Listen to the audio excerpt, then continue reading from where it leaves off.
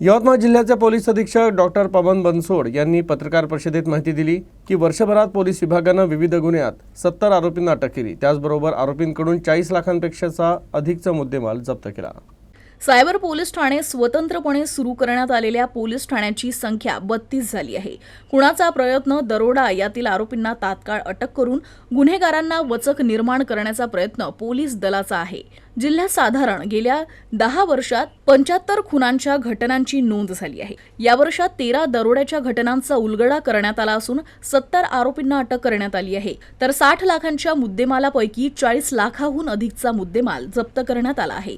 2022 मध्ये 50% असलेले उलगड्याचे प्रमाण यावर्षी 100% आहे। जबरी चोरीच्या 89 घटनांपैकी 69 घटना उघडकीस आल्या आहे, अशी माहिती पोलीस अधीक्षक डॉक्टर पवन बनसोड यांनी दिली आहे। आपल्याकडे चालू वर्षी गंभीर गुन्हे या प्रकारामध्ये मोडत असलेले खुनाचे प्रयत्न, दरोडा, जबरी चोरी असे गुन्हे उघडकीस आणले असून जिल्ह्यात आज पावतो 78 खुनांचे घटनांमधील जवळपास एकूण 217 आरोपी अटक केलेले आहेत। खुनाचे प्रयत्न, दरोडा यातील सर्वच आरोपींवर तात्काळ अटकेची कारवाई करण्यात आलेली होती। यवतमाळ जिल्ह्यात साधारण मागील 10 वर्षापासून सरासरी 75 खुनांची घटनांची नोंद होत आलेली आहे।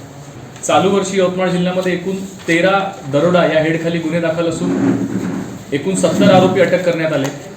60 लाखांच्या मुद्देमालपैकी 40 लाखांचा मुद्देमाल या आरोपींकडून हस्तगत करण्यात आलेला आहे। सन 2022 वर्षी 50% असलेले प्रमाण हे यावर्षी 100% गुन्हे उघडकीस आणलेले आहे।